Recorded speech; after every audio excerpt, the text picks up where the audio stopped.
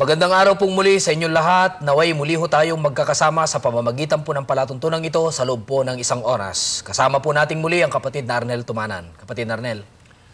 Magandang araw po sa inyong lahat. Bumabati po ako sa lahat ng mga taga-subaybay sa palatuntunan ito ng Iglesia ni Cristo. Magandang araw din po sa inyong lahat at mamalagi nawa kayong sumusubaybay sa palatuntunan naming ito. Nais po nating ibalita sa kanila, kapatid na Michael, ang matagumpay na pamamahayag ng mga salita ng Diyos, Bible Exposition, na ginanap po kamakailan dyan po sa Dagupan City, sa pangunguna po ng kasama po natin ngayon, ang kapatid na Arnel Tumanan. Kapatid na Arnel.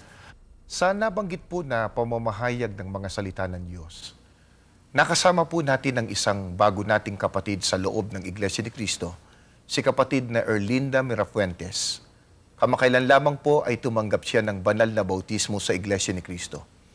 Siya po ay isang dating madre sa Iglesia Katolika Romana. Sa nabanggit po na pamamahayag ay meron po siyang ginawang isang bagay na symbolical, makabuluhan bilang katibayan at katunayan na tumatalikod siya sa kanyang kinagisnang relihiyon at niyayakap niya ang tunay na iglesia na ngayon ay dito siya kabilang ang Iglesia ni Cristo. Babanggitin din po niya sa pagkakataong yon ang dahilan kung bakit niya ginawa yon.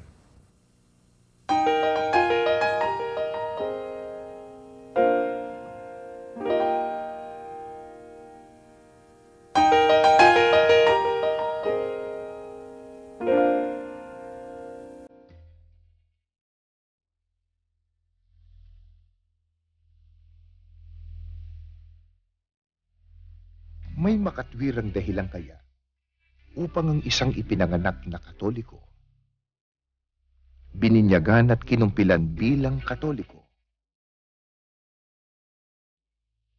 nag-aral sa paaralang Katoliko at naging isang ganap na madre, ay umalis sa kumbento, iwan ang pananampalatayang Katoliko, at umanib sa Iglesia ni Cristo.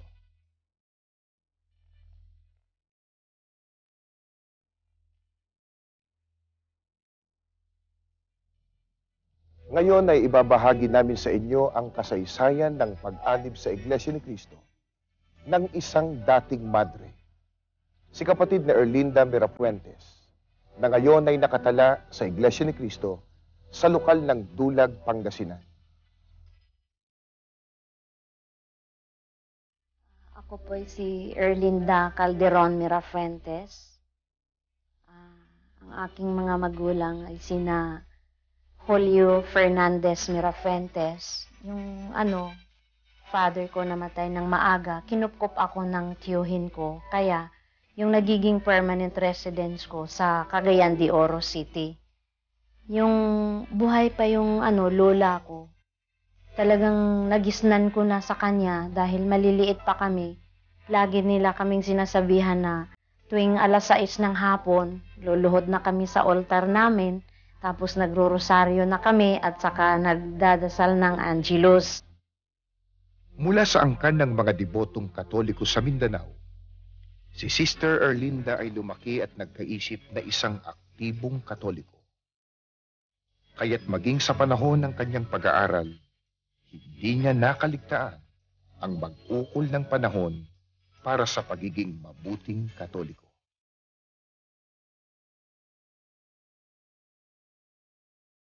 Nang nag-high school na ako, nagiging catechist na ako dahil requirement nun doon sa mga public school na kapag senior ka na, tuturuan ka na ng mga katekismo. Kaya requirement sa amin na magiging catechist yung mga senior. Kaya't hindi katakataka na pinangarap na niya ang maging alagad ng simbahang Katoliko bilang isang madre. Nang tumuntong siya sa kolehiyo, pumasok siya sa dalubhasaan na pinangangasiwaan ng mga madre. First year to second year college, doon sa mga madre na, mga Franciscan sister, sa Oroquieta City, tinatawag yung eskwelahan nila is Stella Maris sa college. Meron doong department na formation center na magturo o kukuha ng kurso na religion teacher course. So after that 3 years training, that time ng ordination galing ng bishop na ginaanuhan kami, no? Binibigyan kami ng power na magiging preacher, mag-teach ng religion. Dahil kasama namin lagi yung mga sisters. Kaya sabi ko, ay magandang magiging madre.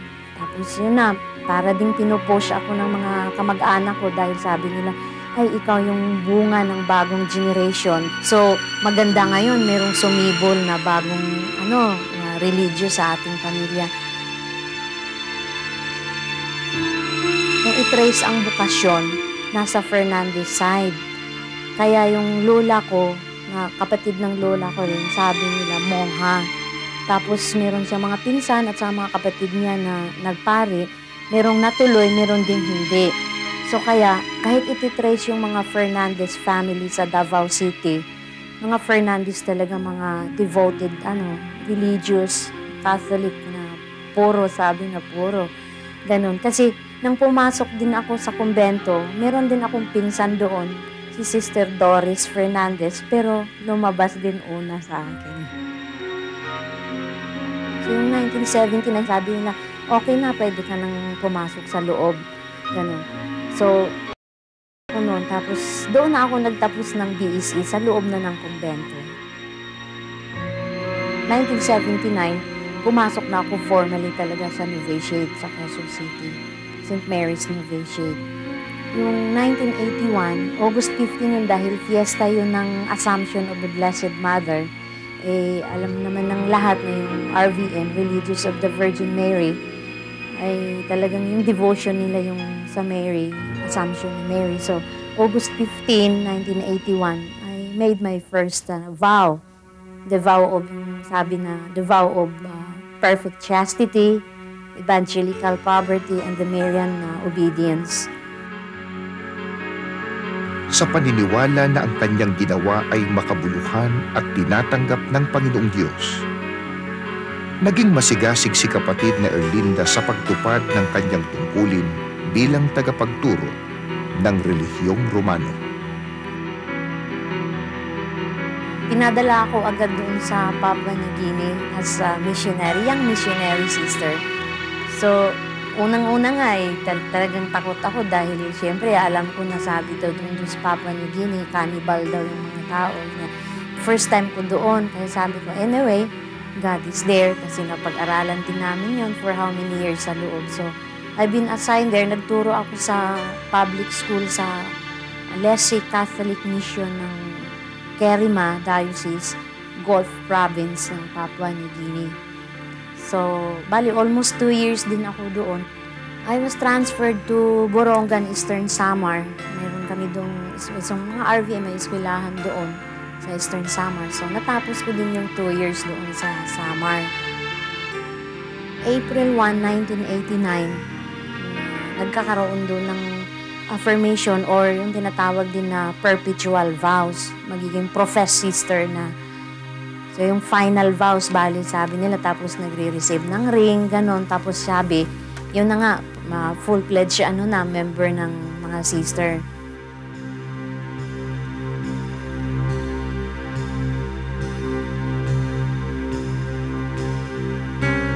Yung perpetual vows, wala nang renew. Hindi na babaguhin every year. Kasi yung tinatawag na first vow, or temporary professed sister, every year, liable kaming mag-renew ng aming vows.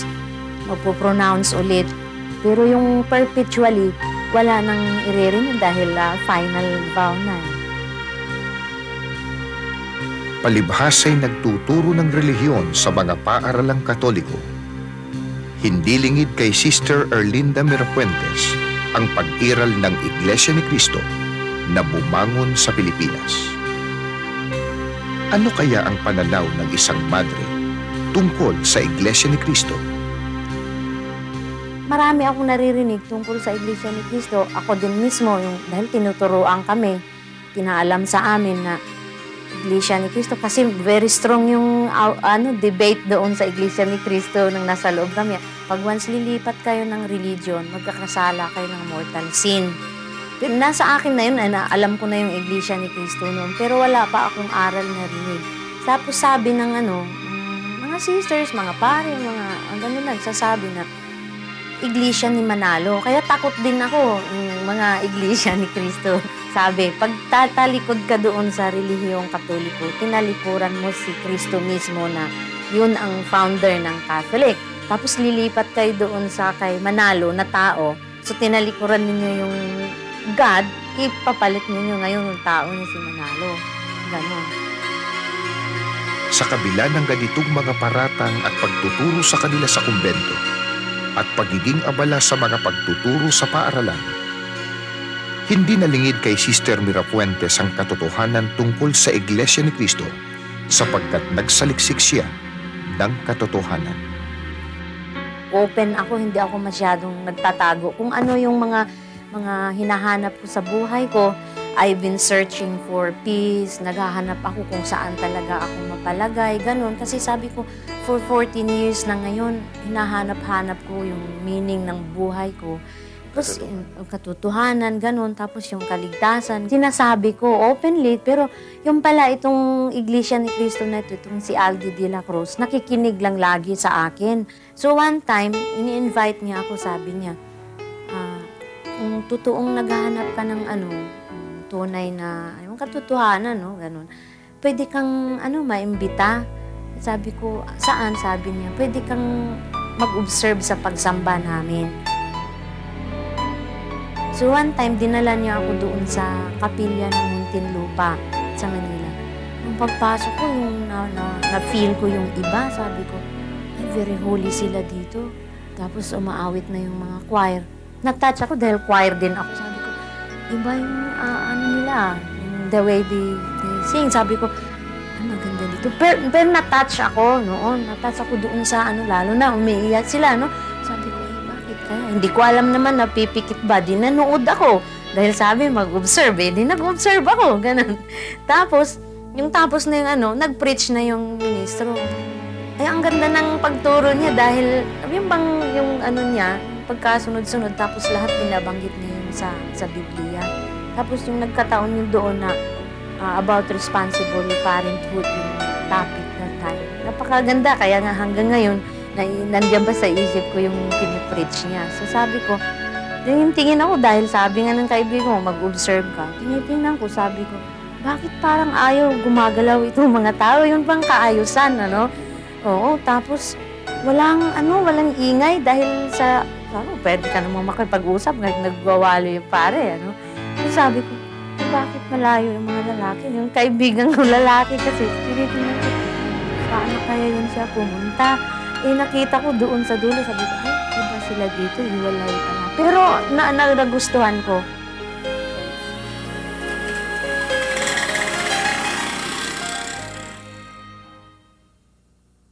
Mag-observe ka din sa amin, sa Dulag, Pangasinan. Sabi niya, pumunta ako. Sabi nila, sige, pwede kang pumasok sa Nag-observe din ako doon. The same din, maliit lang na kapilya, pero very solemn. Sabi ko, ay, nadaig pa itong community ng yung sa sister pa ako. Sabi ko, ito ang hinahanap ko na group na yung pang taimtim talagang nananalangin. Tapos, na-touch talaga ako. Ngayong hindi nakita Batay sa mga aral ng Diyos na nakasulat sa Biblia, sumailalim si kapatid na Erlinda Mirafuentes ng pag-aaral ng mga pangunahing aral ng Iglesia ni Cristo. At dito lalong nabago ang kanyang pananaw tungkol sa Iglesia ni Cristo. That very day na nag-lecture si Ka Vitaliano Tumanan, natanggap ko agad na yung lecture na naintindihan ko agad na ito pala yung tunay na religion na founded by Jesus Christ, hindi pala si Manalo. Kasi very clear naman doon sa lecture na yung sugo si Manalo, noon hindi ko yun alam yung sugo. So, yung that very day, sabi ko, I am convinced na ito pala ang history ng Iglesia ni Cristo. Tinatakot lang pala kami para hindi kami maghahanap ng iba pang yung bang hindi magsasaliksik. Sabi ko, ay, pantakot lang pala yung paninira ng sa ibang mga naniniwala sa Panginoon. Sabi ko, ay, hindi pala yung totoo. Kaya that very time, sabi ko, ay, ito pala yung katotohanan. Kasi po usually, pag nakarinig ako ng maraming conference lecture, pag ayaw ko, nagre-resist ako eh.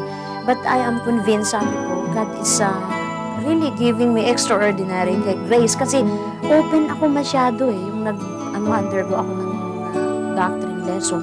Wala, tinatanggap ko at saka masakit din yung iba. No? Masakit din yung sa akin. Pero wala, hindi naman ako natablan ng sakit. But I was very happy interiorly. Yun pong lesson tungkol sa pagtalikod yung unang iglesia. Tapos ang naka-struck sa akin doon na sabi ko, yung pag-sign of the cross, na yun ang tanda ng mga tumalikod. Kaya sabi ko, ay nakakatakot pala pag mag-sign of the cross. Kasi dati, sanay yung kamay ko kahit hindi na ako magsasabing in the name of the Father. Basta yung kamay ko na lang, immediate na yun siyang gagawa ng sign of the cross. Pero after that, nang sabi ko, ay, wala ay tanda ng mga unang tumalikod. So I was very happy na sabi ko, ay hindi na ako magtanda para hindi na ako makabilang doon sa mga tumalikod. Ang layunin ko sa pagpasok ng Iglesia ni Cristo, dahil naintindihan ko yung doktrina ng Iglesia ni Cristo na ito ay ang tunay na relihiyon na siyang magbigay sa akin o sa ating lahat na kaanib dito na magbigay ng tunay na kaligtasan. At yung nagustuhan ko nga doon sa lesson na tayo ay mga tagapamana ng yung piniling bayan na hinahanda ng Panginoon na noon na hinahanap ko. So yun ang layunin ko na sana itong mga naiwang araw, buwan at taon sa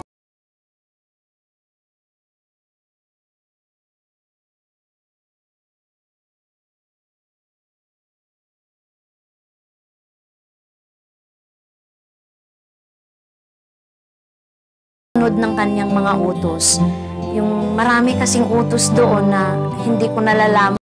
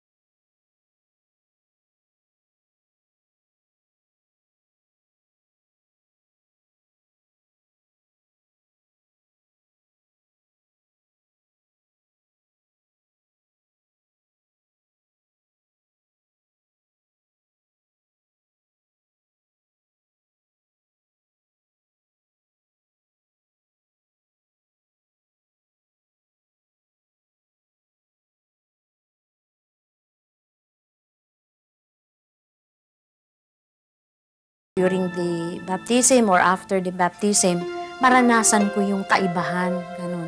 So nang nag-step na ako doon nasa step pa lang ako ng papunta na sa tubig.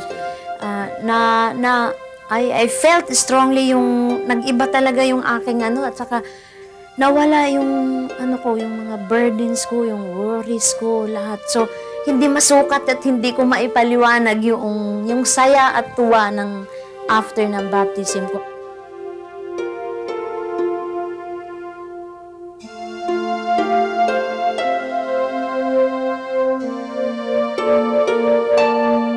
Para po sa mga televiewers ngayon, ako po'y taos-pusong nag-aanyaya sa inyo na sana po magiging open lang tayo ng Espiritu Santo. Kasi kung tayo-tayo lang, wala talaga tayong magawa.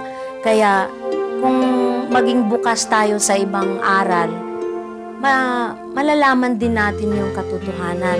Kaya ako po'y inuulit ko, taos puso akong nananawagan sa aking mga kasamahan kasi marami din kami mga kasamahan ng mga madre na lumabas na sa ngayon nasa iba't ibang mga eskwelahan na hindi pa din nila alam kung ano talaga ang mga mangyayari sa buhay nila. Kaya ako'y nananawagan, lalong-lalo na yung mga kasamahan ko, mga kaibigan ko, at saka yung mga kasamahan ko din, mga kilalang mga pare, na sana po'y maintindihan ninyo ako. At saka masabi ko lang na sa aking pagsasaliksik, nalalaman ko ang katotohanan.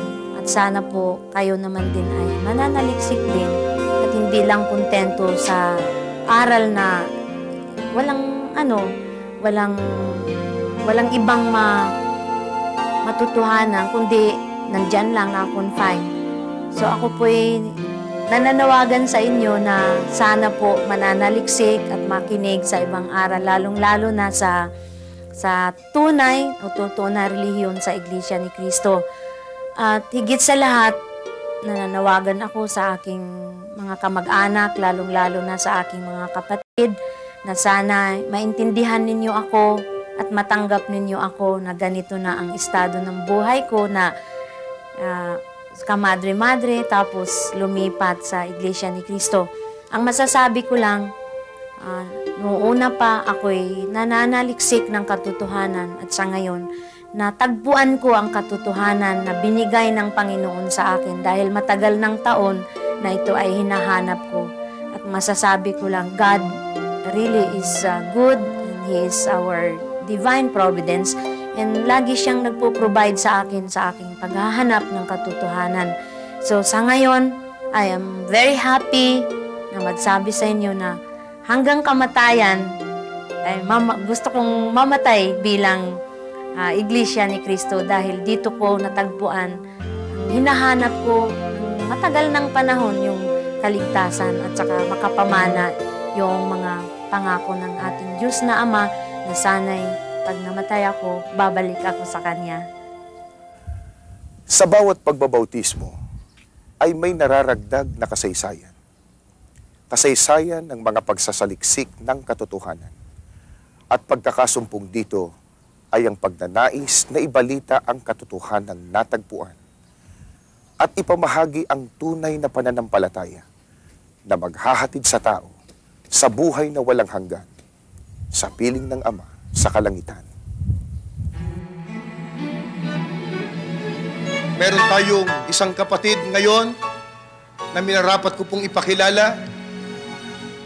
Dati pong kabilang sa Iglesia Katolika Romana at isang dating madre, si kapatid na Erlinda Mirafuentes.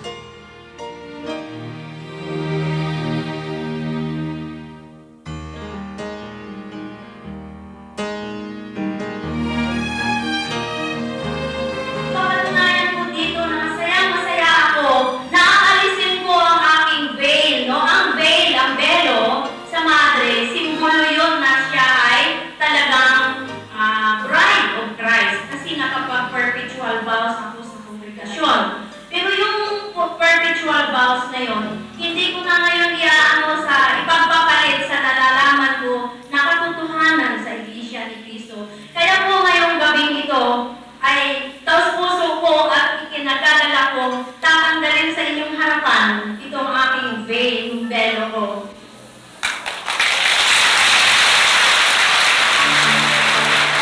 Kaya po ako'y nananawagan ngayon ng buong puso ko at sa aking panalangin na sana po maintindihan ako ng aking mga kapatid, mga kamag-anak, mga kaibigan, lalong-lalo na yung aking mga kasamahan sa loob ng kumbento na marami pang nandoon, at sa mga kaibigan ko nasa labas na sana po kayo'y hindi hihinto na mananaliksik, kagaya ko naghahanap ng katotohanan at sa bandang huli, bago naman tayo mamatay, matagpuan natin ang tunay na kaligtasan.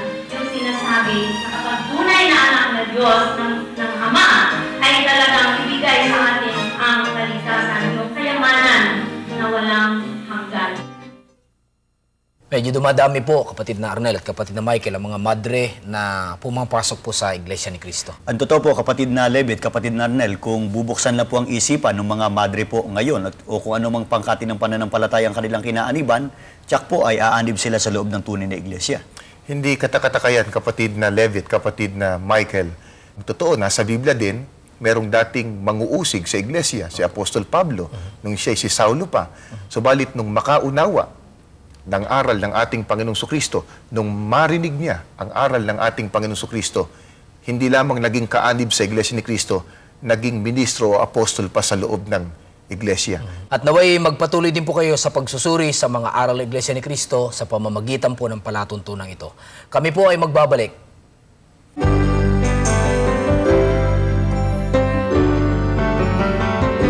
Panoorin at subaybayan ang palatuntunang Ang Iglesia ni Cristo tuwing Sabado, 8 hanggang 9 ng umaga, dito sa Channel 2. Yun ang mga highlights ng pagtuturo ng kapatid na Arnel sa Dagupan ay mamaya po, at pinatunayan po niya sa pamamagitan ng banal na kasulatan na lalong pinalalala ng mga maling relihiyon ang masama ng kalagayan ng mundong ito at ng ating lipunan, kapatid na Michael. At masasabi po natin na sa ngayon po ay nakalulunos ang kalagayan ng mundo at maging ng ating bansa. Kung ang pag-uusapan ay mga bagay na para sa pamumuhay, mga bagay halimbawa tungkol po sa araw-araw na nagaganap, sa krimen, maging sa mga panganib sa buhay, na taglay ng tao, na dulot ng man-made na kalamidad at maging ng mga natural calamities na ating nasasaksiyan na nangyayari, kapatid na Michael. At may pagkakataon pa nga po dahil sa mga pangyayari yan, marami po ang nawawalan po ng pag-asa. Subalit hindi ho tayo dapat mawalan ng pag-asa at mamaya po ay ituturo po sa atin yan sa pamamagitan po ng Biblia. At dapat ho ba tayong magtaka kung maging ganyan po ang kalagayan ng ating kapaligiran lalo sa panahon natin ngayon, maging dito sa ating bansa. Hindi po, sapagkat meron pong ipinagpao ng ating Panginoon Diyos tungkol sa mga magaganap sa mundo, lalo na po pagka malapit na yung araw ng paghukom. Pakinggan natin dito po sa Ezekiel, sa 7:23, 25 hanggang 26 at 15. Naghahari ang kaguluhan, laganap ang patayan sa lungsod at ito'y pinaghaharian ng karahasan. Darating sa kanila ang ligalig, hahanapin nila ang kapanatagan ngunit di nila makikita. Darating din sa kanila ang sapin-saping kapahamakan at nakapangingilabot na balita. Nasa labas ng bayan ang tabak, nasa loob naman ng salot at tagutom. Ang nasa bukid ay mamamatay sa tabak. Ang nasa loob ng bayan ay nauubos sa salot at tagutom. Dagdag pa dyan ang kasamaan na idinudulot po ng mga iba't ibang kalamidad na dumarating po sa buhay ng tao, maging sa ating bansa. At ito pa po ang isang kasamaan na nakikita po nating nangyayari sa mga maraming pinuno, hindi lang po dito sa atin, kundi maging sa ibang mga bansa. Sa Sepanyas 3:1 at 3, ganitong sabi, kahabag-habag ang lunsod na itong Suwail at punong-puno ng karumihan at pang-aapi. Ang kanyang mga pinuno ay parang liyong umuungal. Ang kanyang mga hukom ay matatakaw na tulad ng asong gubat.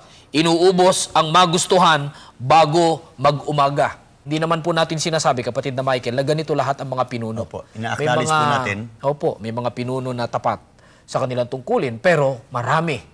At ito'y nakita nating natupad. Marami po ang mga pinuno at mga nangunguna sa mga iba't ibang bansa na talagang hindi po nakapagdudulot ng kabutihan, kundi kasamang nakadadagdag ng paghihirap ng mga mamamayan. Na dapat po sana sila po yung makatulong sa mga naaapi, sa mga taong nawawalan po ng katarungan yung kanilang buhay, pero hindi ho ganun ang nangyayari. Pero kagaya po ng sinabi ng kapatid na Michael kanina, hindi po nangangahulugan na wala na pong pag-asa ang tao.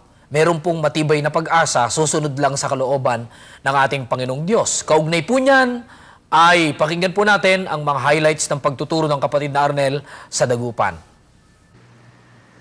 Isaias 48:17 hanggang 18. Ganito po ang pagtuturo ng banal na aklat. Pakinggan po ninyo at akin pong babasahin. Ito ang sinabi ng Panginoon ng iyong manunubos ng banal ng Israel. Ako ang Panginoon mong Diyos, ang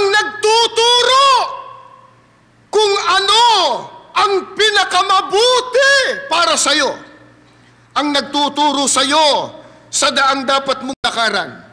Kung pinag-ukulan mo lang ng pansin ang aking mga utos, sana'y naging tulad ng ilog ang kapayapaan mo at naging tulad ng mga alon sa dagat ang iyong katwiran.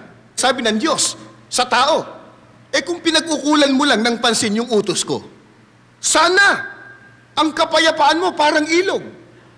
Sana naging tulad sa mga alon ng dagat ang iyong katwiran. Pero anong ginawa ng tao? Ang sinunod yung gusto niya. Ang sinunod yung hilig niya. Aba kapatid, Brad, ngayon maraming relihiyon eh. Bakit niyo sasabihin na ang tao hindi sumunod doon sa utos ng Diyos? Maraming laganap ngayong relihiyon. Nagtuturo ng ukol sa Diyos. Nagtuturo di umano ng aral ng Diyos. Tanong, ang nagsulputan po bang mga relihiyon ngayon sa daigdig nakatulong para mapabuti ang tao? Isaiah 41, ang talata po ay 29. Tignan ninyo, silang lahat ay huwad na uuwi sa wala ang kanilang mga gawa. Ang mga imahin nila ay mga hangin lamang at kaguluhan. Sila may sabi, hindi tayo. Binasa po natin ang Biblia. Ano po ang isang halimbawa ng huwad na uri ng paglilingkod sa Diyos? Huwag kayong magagalit. Ang sabi po, ang mga imahen nila ay mga hangin lamang at kaguluhan. Sa makatwid, pagka-relihiyon, pagka-iglesia, nahuhulog sa pagsamba, sa pagluhod sa mga imahin o mga larawan. Nakalulungkot man na sabihin, pero totoo, ang sabi ng Diyos, silang lahat ay huwad. Dito po sa idinagdag ng Iglesia Katolika na aklat sa Biblia, meron pong isa doon, kung tawagin, Karunungan ni Solomon. Ang atin pong pinag-uusapan, nakatulong ba ang pagsulpot ng mga relihiyon sa ikatitino at ikabubuti ng sangkatauhan? May ang sabi ng Diyos, silang lahat ay mga huwad at ang kanilang mga imahin ay mga hangin lamang. Ano po ang kaugnayan nun sa naging kasamaan ng daigdig? Sa laganap na iba't ibang uri ng katampalasanan dito sa mundo. Babasahin ko po dun sa aklat na idinagdag mismo ng Iglesia Katolika. Dito po sa Karunungan ni Solomon, 14:30, mga talatang 25 hanggang 27. Ganito po ang pahayag. Ito ho. Ngunit sa pilitang aabutin sila ng parusa sa dalawang dahilan. Una, sapagkat nasinsay sila sa pagkilala sa tunay na Diyos nang sumamba sila sa mga Diyos-Diyusan. Kahit saan laganap ang patayan, nakawan, panlilinlang, pambubuyo sa masama, pagtataksil, kaguluhan, pagsisinungaling, pangaapi ng mga walang malay, di pagtanaw ng utang na loob, karumihang budhi, kahalayang labag sa kalikasan, paghihiwalay, pagtataksil sa asawa, pagwawalang hiya, ang pagsamba sa mga Diyos-Diyusan, na ang pangalay di dapat sambitin man lamang, ang siyang puno at dulo, dahilan at hantungan ng lahat ng kasamaan. Kaya hindi nakatulong. Ano mang relihiyon yan, at magsabi mang Kristiyano, pero sumasamba sa larawan, hindi nakatulong sa ikabubuti ng tao. Meron po akong babasahing isang aklat Katoliko, Philippine National Problems and Development. Ito po isinulat ng isang paring Hiswita na nagtuturo sa Ateneo. Kaya ito po isinulat ni Vitaliano Gorospe. Sa Tagalog na po, para mabilis tayo. English ito, ililiwat ko na po sa Tagalog. Pagkatapos, itinanong ni Ginoong Saulo kung bakit ang pamunuan ng Iglesia Katolika ay hindi nagbago At bakit 90%, 95% ng ating mga pinuno na mga Katoliko kasangkot sa pagnanakaw at katiwalian, graft and corruption? Ito sagot, ay hindi itinitiwalag ng Iglesia Katolika. Sabi nung pare, kaya namamalagi yung katiwalian at kasamaan, kasi yung nasasangkot sa mga graft and corruption at mga krimen, hindi daw kasi itinitiwalag sa Iglesia Katolika wala kasing pagtitiwalag. Bago po ang pagpapatuloy ng pagtuturo ng kapatid na Arnel, ay isa po munang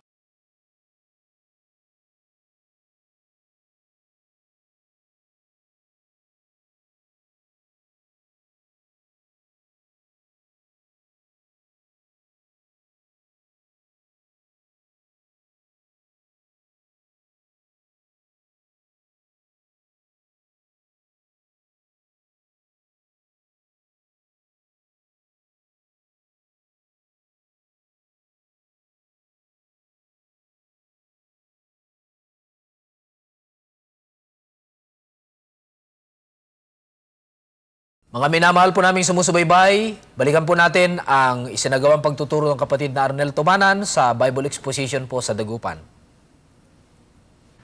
Abay, ako hindi lumuluhod sa larawan. Ako hindi kabilang diyan. Wala kaming ribulto, wala kaming imahin. Kaya yung relihiyon namin nakatutulong para mapabuti ang tao dito sa mundo.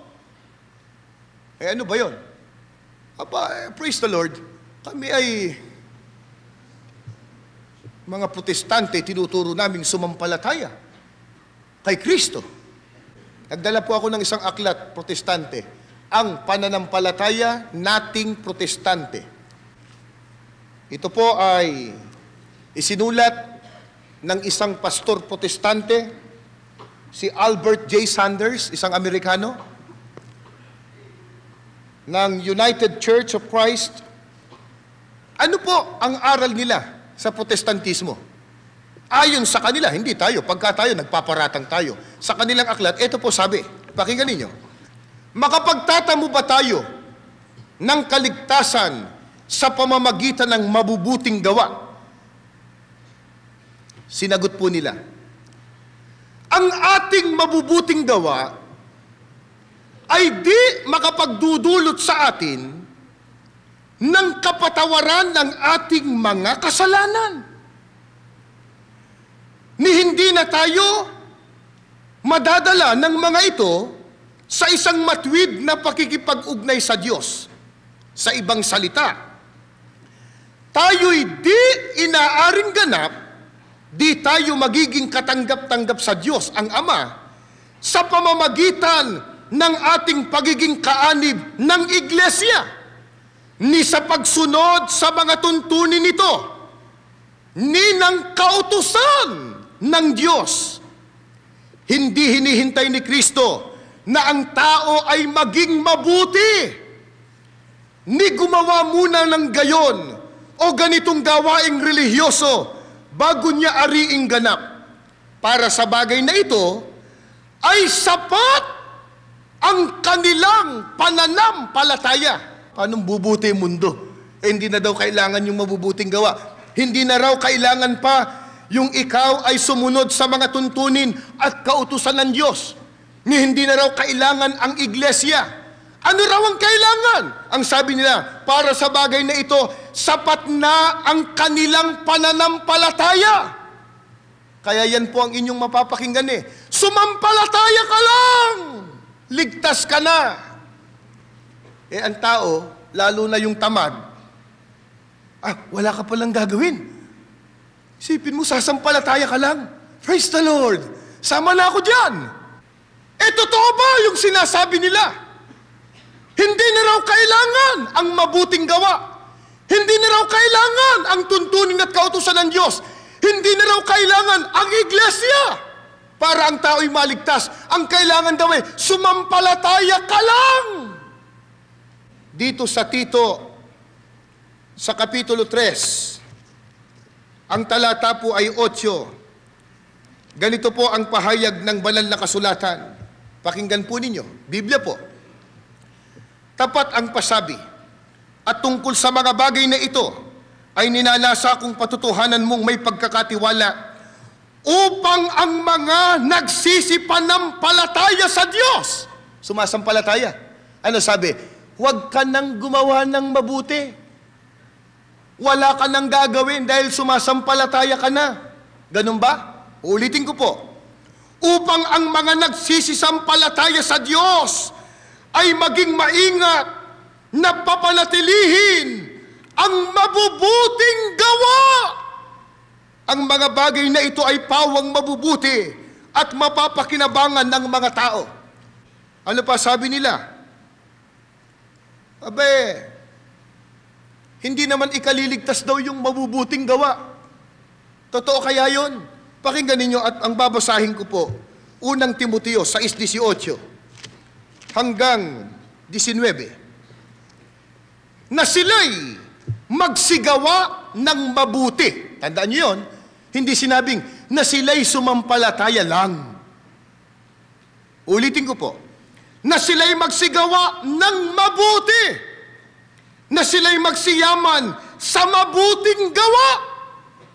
Na sila'y maging handa sa pamimigay, maibigin sa pamamahagi na magtipon sa kanilang sarili ng isang mabuting kinasasaligan para sa panahong darating upang sila'y makapanangan sa buhay na tunay na buhay. Ano sabi ng Diyos sa kanyang mga lingkod? Gumawa kayo ng mabuti. Gagawa lang, magsiyaman kayo sa mabuting gawa. Ikaliligtas ba yun? Nagtitipon kayo ng mabuting saligan para sa tunay na buhay. Alin yung tunay na buhay? Ang buhay na walang hanggan pagdating ni Kristo sa araw ng kaligtasan. Kaya, tama ang sabi ng Diyos. Nakatulong ba ang relihiyon para ang tao ay mapabuti sa mundo? Ba hindi? Ano sabi ng Diyos? Silang lahat ay mga huwad. Ano halimbawa? Ang kanilang mga imahen ay parang mga hangin lamang. Yung imahen at pagsamba sa Diyos-Diyusan, ugat na dahilan ng kasamaan. Baka naman ang protestante, sumampalataya ka lang, mapapabuti ka na. Sabi nila, hindi na kailangan ang mabubuting gawa. Hindi nga bubuti. Ano sabi ng Diyos? Yumaman ka sa mabuting gawa. Ano sabi nila? Sumampalataya ka lang. Anong sabi ng Diyos? Yung sumasampalataya, panatilihin ang mabubuting gawa. Sana po kapatid na Levi ay tanggapin po ng ating mga televiewers yung katotohanan ng inihahayag po ng kapatid na Arnel batay po sa Biblia. Opo, at sana ngay mapansin po ng mga televiewers natin na talagang sa Biblia nakasalig ang ating aral at kahit po masakit na katotohanan ay tanggapin sana po ng tao sapagkat ito ay ikabubuti niya. Babalik po kami, mga mahal po naming sumusubaybay.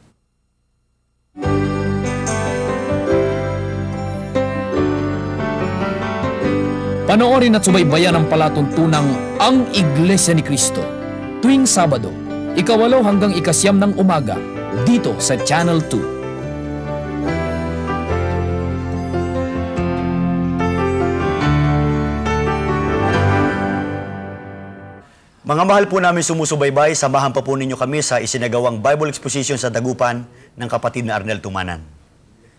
Pakinggan po ninyo at babasahin ko po sa Juan 3:19 at 20.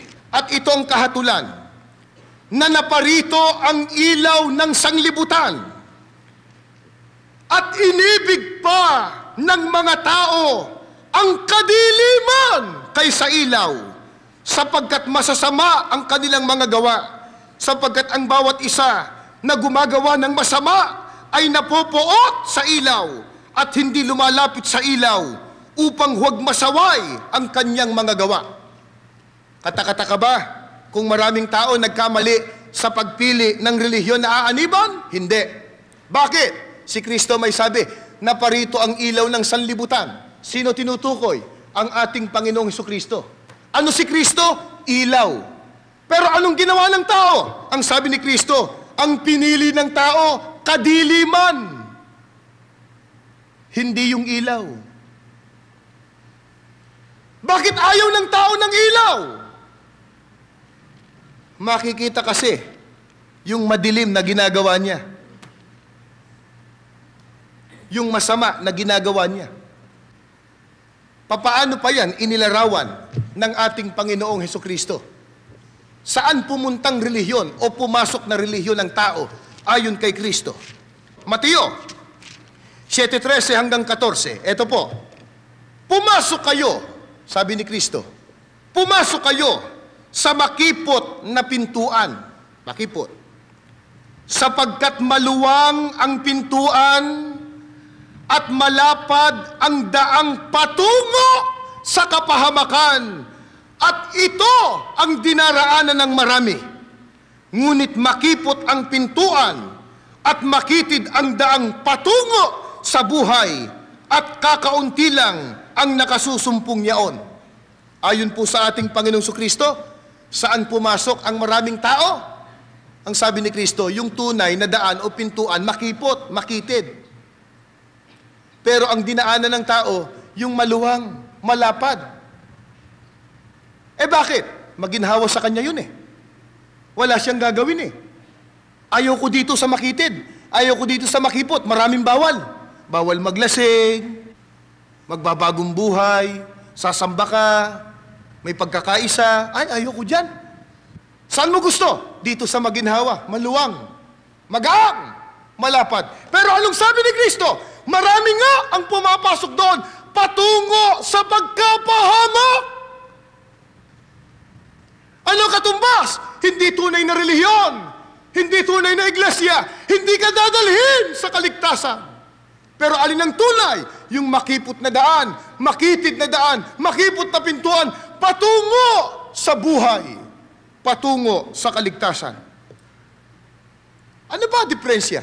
Bakit ang tao ay hindi makapasok sa tunay na relihiyon, sa tunay na iglesia? Anong isa sa mga dahilan? Ayon sa pagtuturo ng mga apostol, ikalawang Timoteo 4:3 hanggang 4. Ganito po ang pahayag ng banal na aklat. Dinggin po ninyo at babasahin ko. Sapagkat darating ang panahon na hindi nila pakikinggan ang wastong aral. Sa halip, susundin nila ang kanilang hilig. Mangangalap sila ng mga gurong walang ituturo, kundi ang mga bagay lamang na gusto nilang marinig. Ibabaling nila sa mga alamat ang kanilang pansin at hindi na nila pakikinggan ang katotohanan. Ang sabi ni Apostol Pablo, darating anyang panahon ang mga tao ayaw nang makinig sa tamang aral. Kaya anong hahanapin? Mangangalap ng mga gurong walang ituturo, kundi ang mga bagay lamang na gusto nilang marinig. Kaya ang hahanaping tagapagturo, ang ituturo yung gusto nilang marinig. Ano ituturo? O gusto nyong madoble ang kita ninyo? Ayan, dito kayo. Yung mga may sakit gagaling. Eto dito may himala. Gusto mong makarating sa Hong Kong?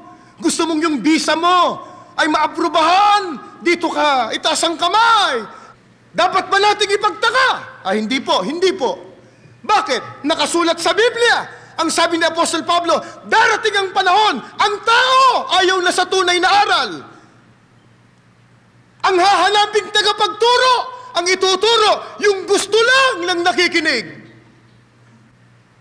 Kaya, pagka sinabi, hali kayo, dito kayo, pwede po bang maimbitahan kayo sa Iglesia ni Cristo? Ayoko dyan, tatamaan yung bisyo ko. Ano pa isang dahilan? Bakit yung iba nagkamali ng pagpili ng relihiyon? Pakinggan po ninyo, ikalawang Tesalonica. Ito, usong-uso ngayon. 2:9 hanggang 11, ituloy na natin hanggang 12. Lilitaw ang suwail na taglay ang kapangyarihan ni Satanas. Gagawa siya ng lahat ng uri ng himala at nakalilin lang na tanda at kababalaghan. Gagamit siya ng lahat ng uri ng pandaraya sa mga mapapahamak, mga taong maliligtas sana kung kanilang tinanggap at inibig ang katotohanan. Sapagkat hindi nila tinanggap ang katotohanan, ipinaubayan ng Diyos na sila'y malinlang ng espiritu ng kamalian at papaniwalain sa kasinungalingan upang maparusahan ang lahat ng pumili sa kasamaan sa halip na tumanggap sa katotohanan. Bakit yung iba nagkamali ng pagpili ng pag-anib sa relihiyon? Nadaya, nalinlang. Ano ipinandaya? Sabi ni Apostol Pablo, gagawa siya anya ng lahat ng uri ng himala at nakalilinlang na tanda at kababalaghan, gagamit ng lahat ng uri ng pandaraya sa mga mapapahamak. Ang isang ipinandaraya, milagro. At ano ang sabi ni Apostol Pablo? Kahit ang diablo, kahit si Satanas, gumagawa din ng himala. Kaya ang tao nadadaig, ang tao nadadaya, nalilinlang. Wala na ba tayong pag-asa? Laganap ang kasamaan, laganap ang kahirapan. Maraming nagugutom, maraming kalamidad. Walang matakbuhan.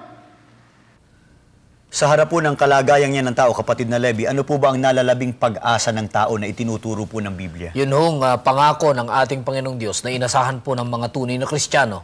Gaya po ng mababasa sa unang Pedro 3:4, ganitong sabi at 13. Tuloy na po natin sa 18. Purihin ang Diyos at Ama ng ating Panginoong Hesukristo.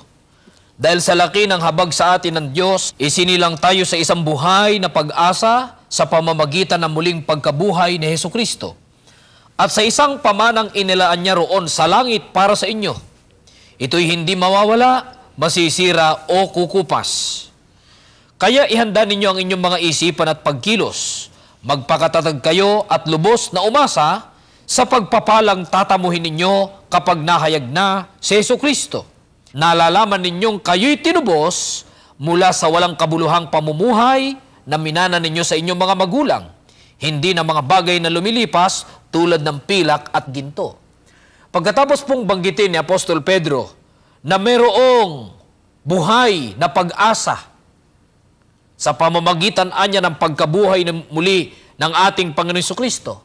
At ang pag-asang yan ay yan hong pamana na inilalaan doon sa langit. Isang kayamanan pong hindi mawawala, hindi masisira at hindi kukupas. Tiniyak po ng apostol kung sino ang makikinabang at mayroong pag-asang ganyan. Ang sabi po ng Biblia, nalalaman ninyo na kayo ay tinubos. Sa makatwid, kapatid na Michael, kailangang matiyak ng tao na siya'y makasama sa tinubos. At yung pantubos na tinutukoy, yung nasa 19, ang itinubos sa inyo ay ang mahalagang dugo ni Kristo. At batay po sa mga katotohanan ng nasa Biblia, madalas po naming ihayag sa inyo, Gawa 20:28, ang tinubos po ng mahalagang dugo ng ating Panginoon Jesucristo ay ang Iglesia ni Cristo. At ang tinutukoy po na bayan na yung hindi kukupas na pangako ng ating Panginoon Diyos doon sa mga tinubos, yan ho yung bayang banal, pagtahan sa piling ng Diyos, pagdating ho ng dakilang araw. Gaya po ng binabanggit dito po sa Apokalipsis 21:1 hanggang 2 at 4. Pagkatapos nito, nakita ko ang isang bagong langit at isang bagong lupa. Wala na ang dating langit at lupa, wala na rin ang dagat. At nakita ko ang banal na lungsod, ang bagong Jerusalem, bumababang galing sa langit buhat sa Diyos, gaya ng babaeng ikakasal gayak na gayak sa pagsalubong sa lalaking mapapangasawa niya. At papahirin niya ang kanilang mga luha, wala ng kamatayan, dalamhati, pag-iyak at sakit, sapagkat lumipas na ang dating mga bagay. Yan ho ang pag-asa ng mga tunay na mga kaanib sa loob ng tunay na Iglesia ni Cristo. Bagamat marami hong tiisin at mga pagsubok na pinagdaraanan, pero makikita po ninyo, mga kaanib po sa Iglesia ni Cristo yung nagtitiis, nagtitiyaga, lagi nang hahawak sa magagawa ng Panginoon Diyos, sapagat ang aming pag-asa pagdating po ng dakilang araw, matatapos ang lahat ng hirap sa buhay na ito. Na dyan sa pag-asa niya, kapatid na Michael, ay gusto po nating makasama, kung maaari, lahat po ng tao. Pero para makasama po sa pag-asang ito, ganito ang anyaya ng tagapagligtas na si Jesus sa 1:19. Batay po dito sa Revised English Bible, sa Pilipino na po. Ako ang pintuan. Sino mang pumasok sa loob ng kawan sa pamamagitan ko ay maliligtas. Sa Gawa 20:28, ang tinutukoy po na kawan ay Iglesia ni Cristo. Kaya yung sinabi ng ating Panginoon Jesucristo, pumasok sa loob ng kawan, pumasok sa Iglesia ni Cristo. Ang pangako niya, maliligtas. Kaya napakahalaga para ang tao ay magkaroon ng tunay na pag-asa na malunasan ang lahat ng suliranin niya sa paraang makarating siya sa bayang banal. Doon sa dakong perpekto na po ang pamumuhay at wala na pong kamatayan, wala na pong dalamhati.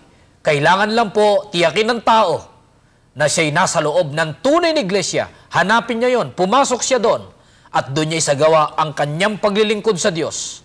Para nang sa ganon, dumating man po ang araw ng kanyang kamatayan, dumating man po ang ikalawang pagparito ng ating Panginoon Jesucristo, ang paghuhukom, makinabang siya sa kaligtasan at buhay na walang hanggan na ipinangako ng ating Panginoong Diyos. Ito po ang ating hilingin na sana'y may sakatuparan natin sa ating buhay ang mga kalooban ng Diyos sa atin pong pananalangin. Ama na amin Diyos, pinupuri ka po namin. Sinasamba namin ang iyong dakilang pangalan. Amen. Dahil sa pamamalagi ng awa mo po sa ganitong mga palatuntunan, nahahayag ang iyong banal na kalooban. Amen. Gaya ng aming pinag-aralan ngayon, kitang-kita namin ang laganap na kasamaan dito sa mundo. Maawa ka po, ibiyaya mo sa amin, magala kaming sumunod sa iyong banal na katotohanan. Maging sa lahat ng mga sumubaybay sa palatuntunang ito, makarating sa nawa sila sa loob ng iyong banal na iglesia para makasama namin sa kaligtasan pagdating ng dakilang araw.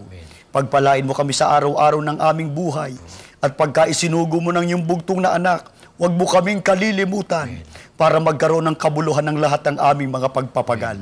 Hinihiling po namin ang lahat sa ngalan po ng aming tagapagligtas na si Jesus. Amen.